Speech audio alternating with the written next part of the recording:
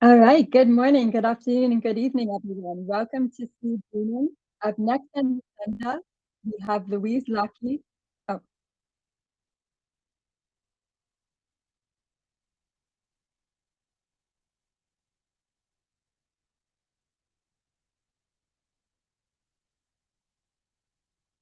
okay, fine. Yep.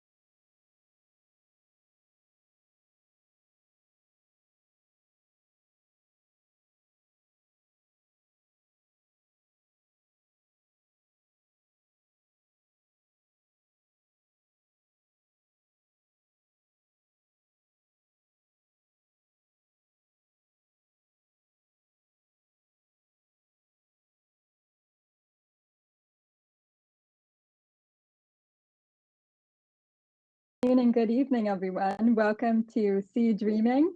Up next on the agenda is Louise Lockie, who will be sharing an insightful how-to overview on SOQL. Just a reminder, please use the live Q&A feature in the AirTouch to submit any questions throughout the presentation. We'll review these questions and address them at the end of the session as time permits. So without further ado, over to you, Louise.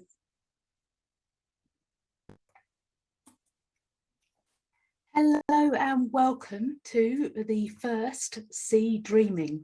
I'm extremely happy to be here to be part of this inaugural event. Before we go on, I want to take a moment to thank the sponsors and supporters of this event, as well, of course, the hardworking organisers.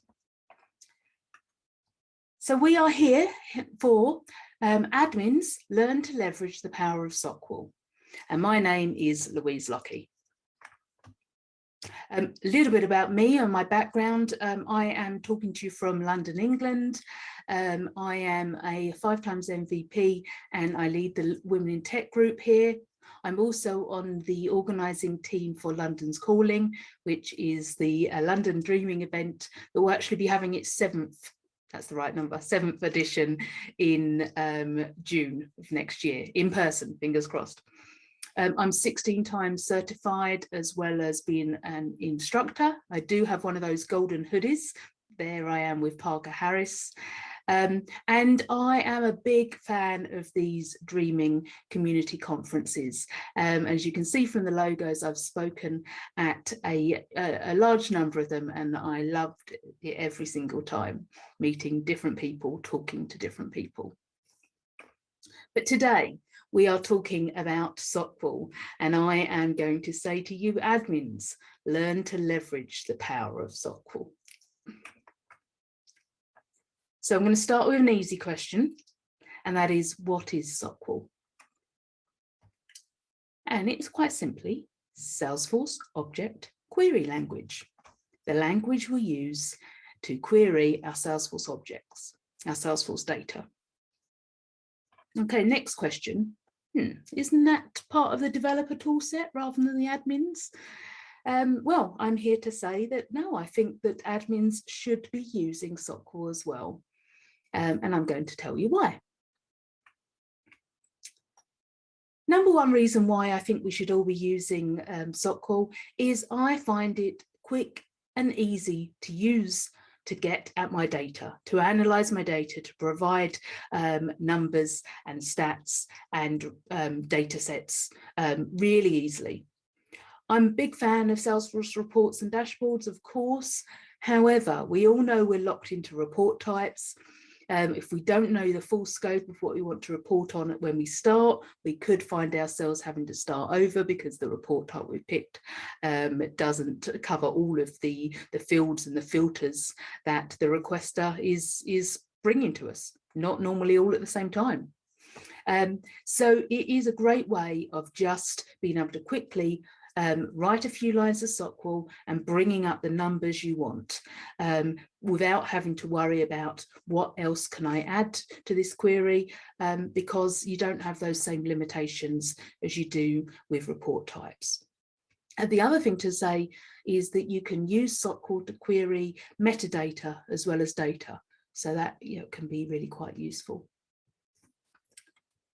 The next reason I think that SOQL should be a tool for admins is that it enables us to use tools that we already use, but use them better and use them more, or for more use cases. So for example, something like a data loader tool that we might be using, most of them come with, you know, check boxes. You select which fields you want to say export.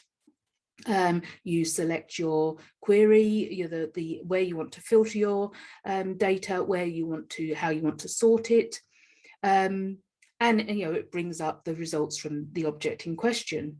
But you can use SOQL in tools such as Data Loader or Data Loader IO and actually type it out, and then you can traverse different relationships. So you could bring in, say, data from your account object in a query for your contact object and export that data, manipulate it as you see fit, and import it again if you wanted to do that.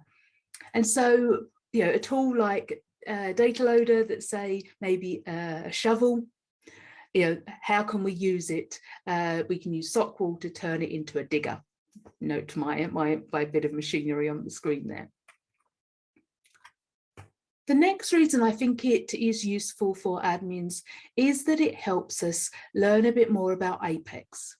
Now, I'm not saying that that's a natural step for every admin to write Apex, but reading Apex is key. It helps you troubleshoot. It helps you read what could be going on in your org. If you have a conflict or you have data being updated in a way that you aren't expecting, you want to look at what's happening behind the scenes. That will often be Apex classes or triggers. And being able to read them, is a really big help for every admin. And SOQL is part of Apex. It's included in those classes and triggers a lot. So being able to read or use SOQL will help you there. The next reason is that it can help you stand out from the crowd. It can help you go for that promotion, go for that next job. It can help you become a senior admin or a team leader, or it can help you, look good in your next interview or on your CV or your next review.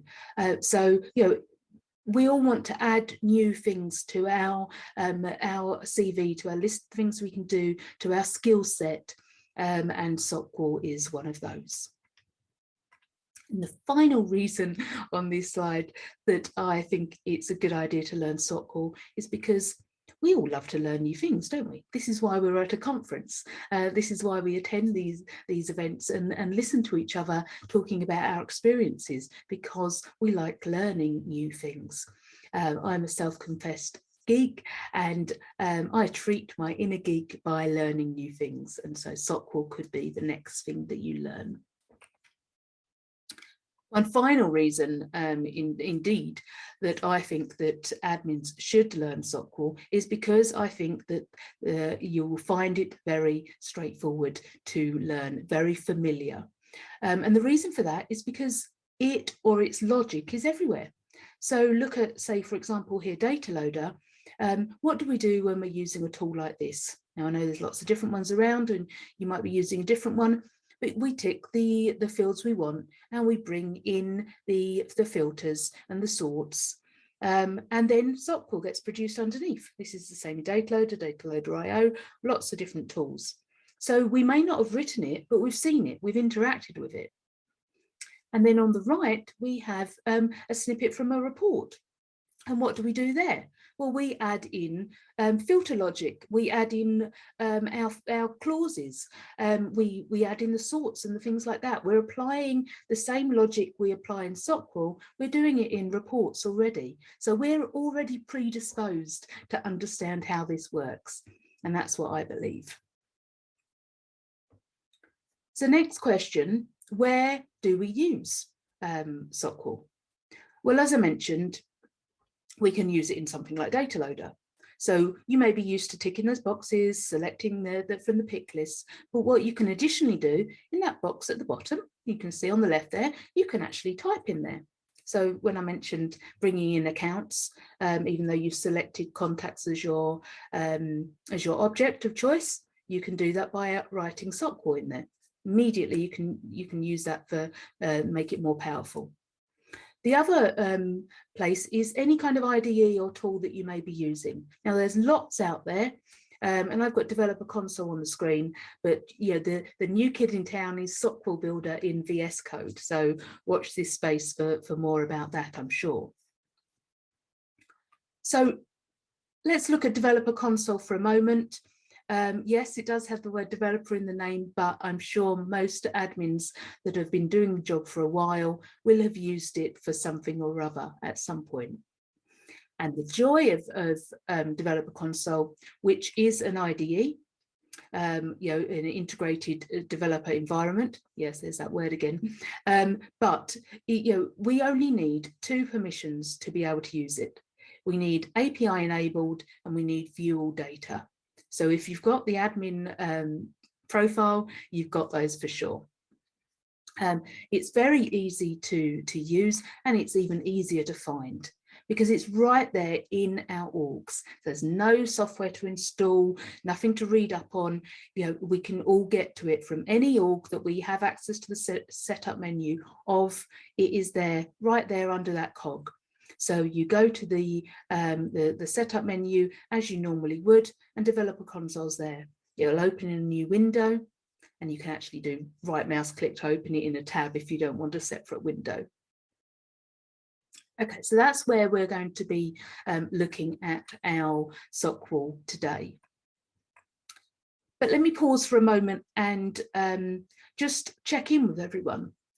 That I know that we in the Salesforce ecosystem, we always recommend to each other that you use Salesforce for as much as possible.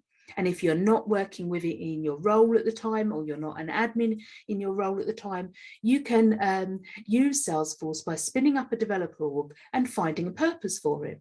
And that can be more purposeful than, say, carrying out Trailhead modules in a Trailhead playground.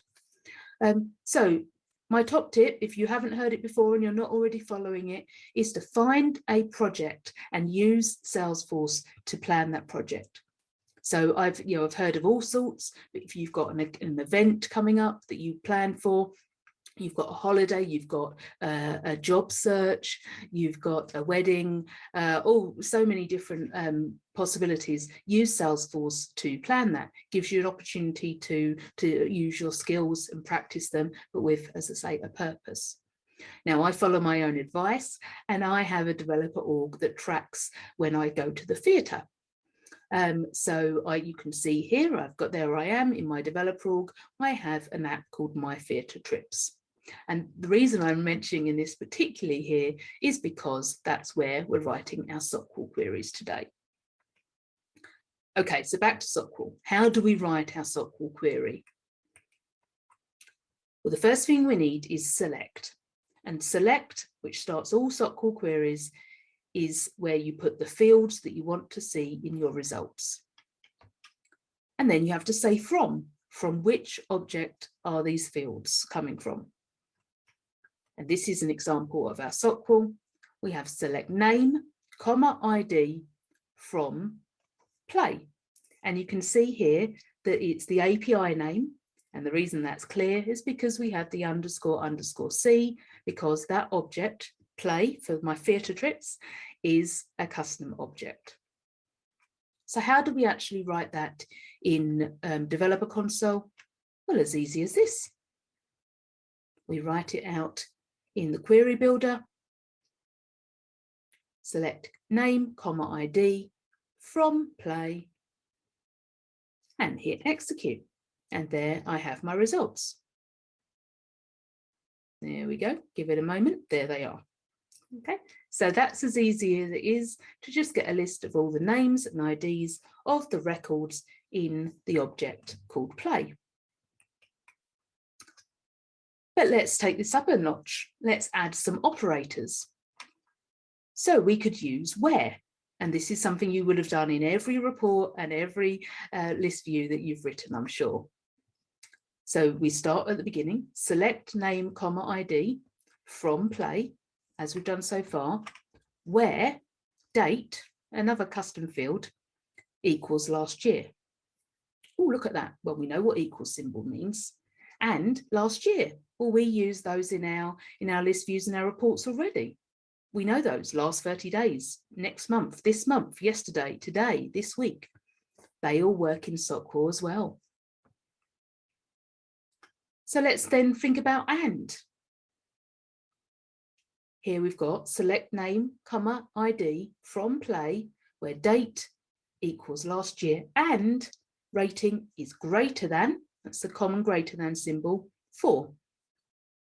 Okay, so you're pretty clear what you're doing here, just like you would, as I say, in a report or even a list view at the moment. So then we can add an or. So this is like our filter logic. Select name, comma, ID from play, where date equals last year and rating is greater than 4, or cost is less than 20. You see the parentheses, so that means that that's the filter logic coming to play. You do that in your reports at the moment. Okay, looking pretty clear. So let's have a look at that in Developer Console. Name, comma, ID from play. I copied and pasted, I'm afraid, sorry. There we go. So now we can see we have those records. So let's bring in the rating field and the cost field. It's as easy as just typing it in, just to validate that the query is working. Okay, yeah, we can see it is. They're all either 4 or above, and they're all either one of those two, 4 and above or less than £20. So if I take off that query, you can see one more appears, and that didn't appear in my original query because it costs £34 and I had a rating of only 3. So it didn't meet any of my criteria. So my query worked. And incidentally, you can see on the right-hand side where it says history, you can click into any of the queries you've already written and bring them back up on screen and rerun them. So you don't even need to type it out again. But you did see from me going in there, adding new fields, changing the logic, removing logic, all very straightforward. So you can imagine someone appearing over your shoulder and saying, oh, Louise, can I just get some numbers? What have we got on? Writing it out like that makes it very flexible for you, a lot more flexible sometimes than writing a report. Oh, put down that one. So what about other operators? What do we have? Well, we've got things like limit and order by. Again, you will have encountered those before. Limit will simply limit the number of records that come out in your query. And if you combine that with order by, as you can see I've done here, order by name ascending, then you have the top 10 on name ascending. So alphabetically, the IDs and the names of your accounts, but only 10 and the first 10 alphabetically. We have in or not in, there is as well, and that can be used when you're looking at a text or pick list value and you want to get more than one result out. So, sorry, you want to use more than one option. So you can see on the right here, we have select ID, comma, name from account, where billing state is in, and then I've got 3 options, so 3 different states. We have equals and not equals to, pretty straightforward. We have like and a wildcard symbol. The wildcard symbol is the percentage. And you can see this over here where I've got select ID, comma, name and email from contact, where the first name starts with LOUIS. So it might have me come out, or it might have a Louisa or a Louis, or any name that has a similar or the same first 5 letters. We have some min, max, average. You will have seen those before in other instances. We already mentioned the dynamic dates, today, last month, and so forth. And there's count and count distinct. So you can just say select count from account. That's going to then suddenly say you've got 252 accounts. That is very quick. So particularly if someone's wants that answer straight away from over your shoulder. And then count distinct will simply look for the unique number of accounts based on the value you put in the brackets here, as you can see, and we've got name. So that would tell me how many uniquely named accounts I have in my org. So there's some handy operators that I think you can probably find use cases for. Okay, let's up the ante. Let's go up a level and look at related fields. If we want to bring in related fields from related objects, how do we do that? We can bring in fields and filters from child objects, parent objects, and related objects where there's a lookup. So let's start with using a lookup relationship. So we're querying up. We're querying between objects where there is a lookup from one object to the other. And we can use that, and we can do that using dot notation. So here we are back in our developer console. And let's have a look. So we're back at the same query we were at a moment ago. And I want to add in my director's name. It's a field on my play object. So I bring it in. It's a lookup. So all it's brought in is the ID of the associated contact. So all I need to do is change that C to an R and do a dot. That's the dot notation, and name. And now, how much more user-friendly is that? I've got the director's name.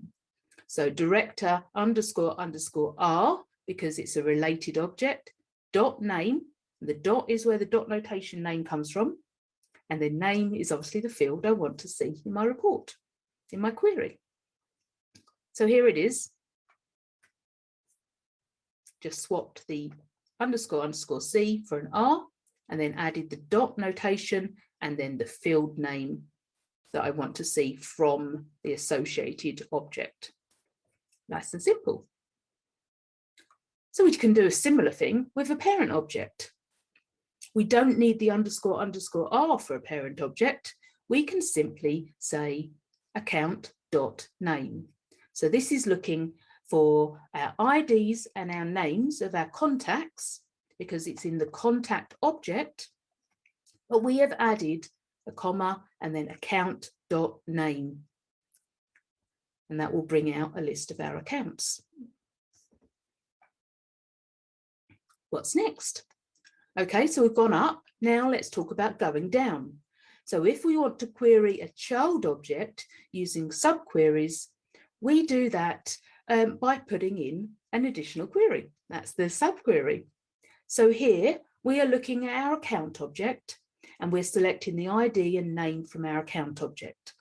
But we also want the name and the title from the child object in this in this case, contacts. So we do this as a subquery. So you've got the parentheses, and you'll see that we here have the plural name for the child object. So that's what we need to remember, that though we'd normally put contact, if we were querying the contact object, if it's part of a child subquery, we put the plural name, so contacts. The other thing to note is that just like in a formula, when we write a SOQL query, we put the commas in between the fields we want to bring out, but we don't put one at the end. And that's just like in a formula. So here, if I go back to my last query, we had a comma here and a comma here, but not at the end. Same for all of the ones we've done so far. If I go to this one, we've got a comma here and a comma here, but this counts as a new clause or a new part of the query. So there is one here, but not one here. So just like formulas, if you're writing like an if statement in a formula, or you've got an and, you will put commas after each of the clauses except for the last one. Okay, so that's the same as formulas. The other thing that's the same as formulas is that spacing in all of these queries I've written make no difference. They have no bearing on it. You can ignore those spaces. So you can make your queries as long or as short as you like by putting in spaces. So whether I put this query all on one line or on 5 separate lines will have no bearing, just like formulas. And this is what it looks like. So when we get the query with a subquery in it, and you can see that that's what we've got at the top, the results come out like this. Really, really useful, because we know that if we just want a set of data out of the system where we're bringing in a child object, normally we would get the account listed each and every time. So here it's a very user-friendly format. There's a few limitations, particularly if you're thinking about querying up, you can go up 5 levels, which is 5 dots. And if you want to think about what the 5 dots means, here, that's 1 dot, 2 dots, 3 dots. So that's just 3 levels. And what that's saying is we're going from the contact to its account to its owner, and then showing the first name of the account owner. And that's 3 levels, so 3 dots. So you can go up 5. The other key one there, because you can read them all, is that you can include 20 subqueries, but they need to be separate subqueries. So you can't subquery within a subquery. Okay, then leave you with my tips. So every query starts with a select and has to have a from. Don't forget it's the API names that you need. So sometimes those labels and API names aren't the same, so bear that in mind. Don't be afraid of dot notation. It's simple to use, like account.name from contact. I mentioned about the plural form for subqueries. Remember that. You need to apply quotes when you're bringing in text values or pick list results. We've got includes and excludes for multi-selects that work the same as in and not in. And the wildcard, as I mentioned, is a percentage sign. So I'll leave you with my recommendation, and that is to just give it a try. Next time you're going to write a report, instead think about how you could do it in SOQL. And then to leave you with some resources, here are some blog posts and some Trailhead modules. The top one there on the right, SOQL for admins, is a newish module that's a great one as an introduction. So I particularly recommend that. So I'm at my time now. So I thank again to the sponsors and supporters. And I thank you all and wish you a good day.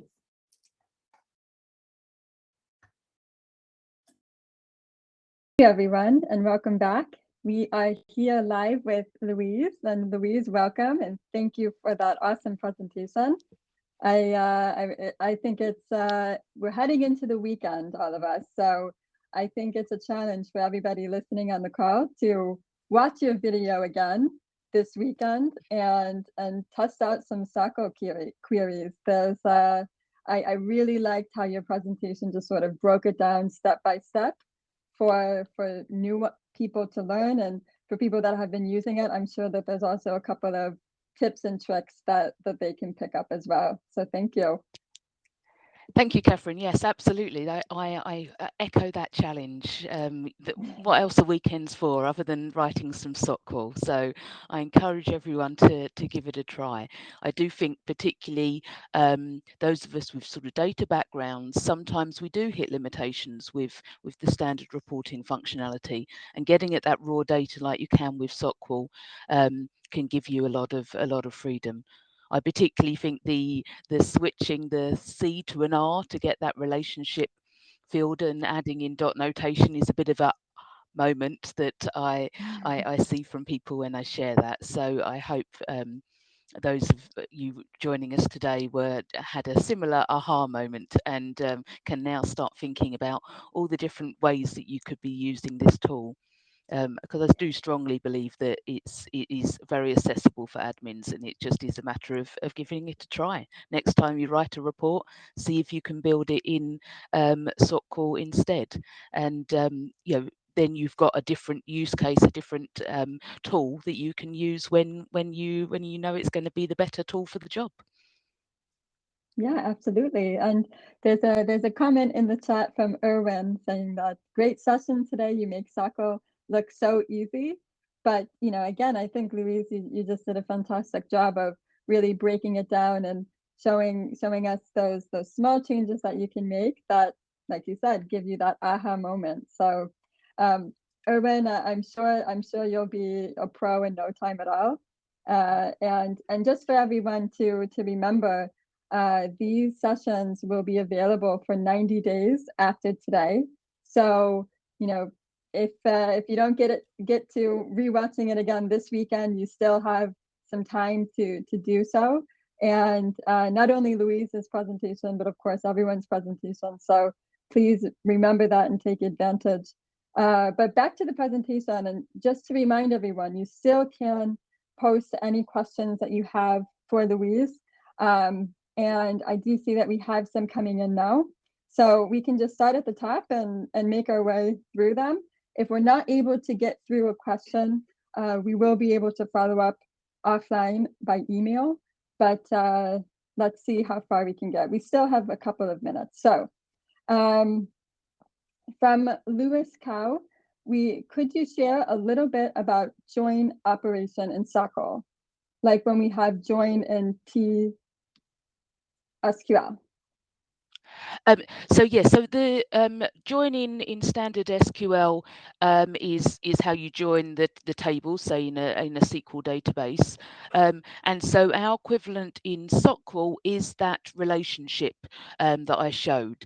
So thinking about your Salesforce data, obviously you've got to first of all look at your data, look at your schema, and know, are we looking at a parent-child relationship? Are we looking at a lookup? Are we looking at child from parent to child, or the other way around?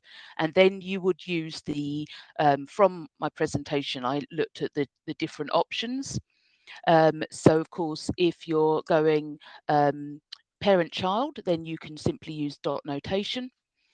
So account dot name when you're then looking at the contact object, and of course the relationship for lookups being the example I used with director, and that's where you switch the C to an R, reverse that lookup. And I always picture it, if I'm looking at my schema, and go, okay, I've got object one that has a lookup to these separate objects, and I can traverse that relationship by using that underscore R. And then of course you suffix that with the dot notation, so the name of the field, again remembering that it's the API name. And then that is effectively how your the equivalent for SOQL of your join in SQL.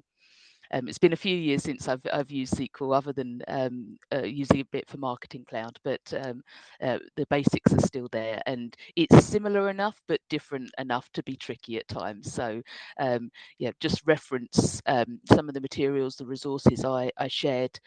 They'll have some good guides on that, but the R is your way to traverse a lookup, which is obviously the one that can be most useful, I find. All right, wonderful. And the questions are coming in. So let's just keep going. We have a next question from Prakash. If a child object is having a column pick list based on which parent object data, if a child object is having a column pick list based on which the parent object data needs to be selected, how can we go about to do that? If a child object is having a column pick list based on which parent object. So just trying to sort of, sorry, apologies, understand the question there. So if a child object is having a column pick list based on which the data needs to be updated. Okay, so you're looking at here, you're looking at using SOQL in, say, in a piece of code, say looking in Apex. So the SOQL bit will be the piece of the code which is identifying the data you need to you want to ring fence, you want to use, and then you would go on, you'd use DML to make the update.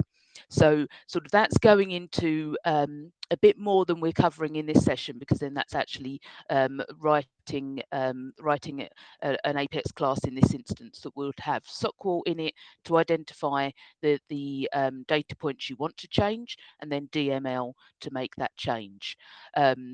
So you know, without getting into the specifics of how your data relationship is created, you'd write the SOQL to identify that data piece, and then the DML would need to be working out when you're updating, or what you're updating when. So if there is sort of a relationship between the pick list values and the update you want to make, then you'd be writing that as part of the rest of the Apex. So only one part of that would be SOQL, and that'd be the first part, identifying the records that you want to update.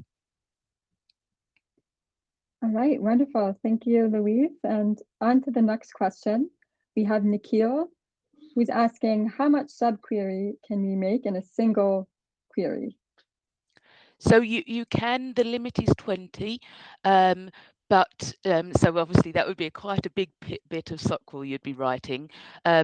So obviously each one, it stands alone. So each subquery, that you put in the parentheses, remembering the plural of the object. That's always a bit of a catch, but you can go and include up to 20 of those before you hit any limits. Okay. And we do have one more question from Krishnan, and it's more of a tips from you for coping or for scaling up or getting up to speed with SOQL limit exception. Yeah, well, just like any part of the platform, we have governor limits because it's a multi-tenant structure, isn't it? So we need to always make sure that what we are doing is not going to, what are the analogies, use all the hot water in an apartment block, isn't it? So yes, we do need to stay within those governor limits. So doing something like I've done in Developer Console, just querying data, analyzing data, bringing data together that then perhaps I'm going to use outside of that piece of SOQL. That's not going to hit many limits, but if you're including SOQL within your Apex, then of course you need to make sure that you're restricting the numbers, because you will hit those governor limits. And of course there's a async and async limit, just like you see on other areas of Apex. So tips would is just making sure that those the data points you are querying are staying below the numbers of the limits. So you can simply use the limit in there. So if you wanted to say limit to 99 to make sure you weren't going over the 100 issue there, you could do that. But again, that's really only going to come into play when your SOQL is part of a piece of code, a bit like a class or a trigger, that then you are doing something with it, such as a DML, like a data update afterwards. So just using it in the way that I've showed today is pretty safe, and you're just querying data. It's like running a report. So those limits shouldn't be too much of a consideration. But of course, as soon as you're bringing it into code, you very much need to keep within those limits. Otherwise, you'll get those pesky errors that we see. Okay, so Louise, we have 1 minute left, and we have one question from Sunil. I think it's a good summary. 20 seconds I'll give you to answer his question, but he's a Salesforce admin, and he's asking how to kickstart his developer journey in the Salesforce ecosystem. I do think he's attended the right presentation, but any other tips? Yes, we'll start a bit of an obvious one, but go to Trailhead and look at those developer beginner modules. There's a lot on learning the basics of Apex, which of course then includes SOQL and DML and those key areas around writing a class. So All right. Trailhead is the answer. Find those developer trails. Yes, thank you. Thank you again, Louise. And thank you everyone for your questions. Help us improve by completing the session survey. And up next, we have a code review in Salesforce by Ashish Kumar, so stay tuned.